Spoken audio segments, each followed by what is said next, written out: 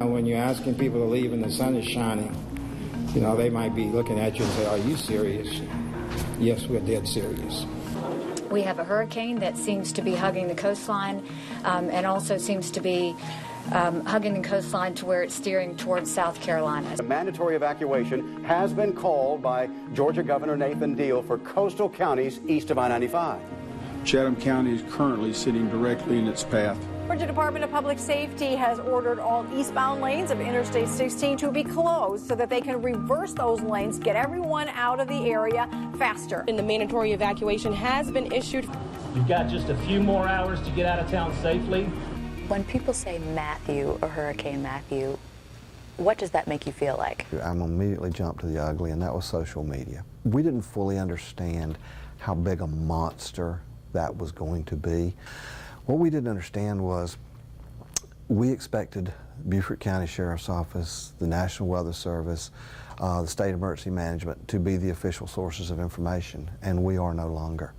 The official source of information now is Facebook. And a lot of bad information floating around on Facebook. With the internet, there are so many sources out there. It's astounding what you can find, and some of them are pretty good. Some of them are just people they see some other thing on the internet that is actually true, but they then put it out of context. Perfect example, tide gauges and storm surge. That was such a mess during Matthew, and so many rumors and so many different numbers being thrown around. So looking back at last year, there seemed to be a little bit of confusion about who was going to issue the evacuation to get out, and then the terminology seemed to be a little bit confusing. The incident is managed at the lowest possible level. So the mayors of each municipality, they have the right to initiate an evacuation order for their community if they feel they need to do so. The chairman, again, has countywide jurisdiction, and then the governor has statewide jurisdiction. So it works from the bottom up. In the case of Matthew, we issued, or the chairman issued, an evacuation order for parts of Chatham County. The mayor of Tybee decided he wanted to make it a little bit stronger, which is certainly in his prerogative to do that. So that's why we had different evacuation orders, both at a local level, a county level, and then also at the state level. It's everybody's opinion that the islands did the best getting ready for a tropical event. Why is that? Jason Viltruman is the mayor of Tybee. Why is that? How come you guys got everybody out of here? We got most people out. I think a lot of preparation, a lot of making sure that we were able to communicate with everybody that we could on the island about the very real risks to their lives of storm surge. We put poles up around the island to let people know just how bad it could get, and tried to make sure in the years leading up to Matthew that we educated everybody to the best of our ability. Not a fan of social media for reasons about politics and things of that nature, but for this purpose, it was critical. We were able to communicate in real time with folks using videos, using just messages, photographs, etc., about making sure people left, about giving people information about when they should be coming back. A lot of that stuff that would not have been possible without the use of social media. There's a growing population in Chatham County that relies strictly on social media.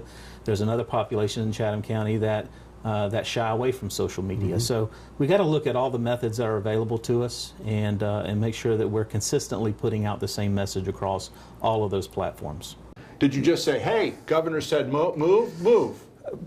Pretty much, in the sense that people have been through this before, and it was kind of amazing. The governor said Tuesday, this is going to start tomorrow, and before dawn on Wednesday, people were already moving out. People had remembered or heard horror stories of previous evacuations. They reversed I-26 in Charleston County all the way to Columbia, and the average speed going to Columbia that day was 73 miles per hour in either lane.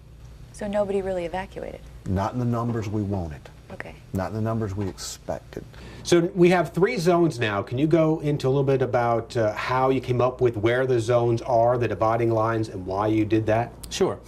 We did look at the way the county was previously segmented. We had 2 evacuation zones. I-95 was the dividing factor at that point, and it caused problems throughout the community trying to evacuate such a large area, everything east of I-95. Truman Parkway is a really good identifier for the community. It's also a really good dividing line because it basically bisects the county, and everything east of the Truman Parkway is mostly island property. So we want to make sure that those people in the islands, they want to get out those who want to get out, we want to get them out sooner than those who are on what we consider the mainland.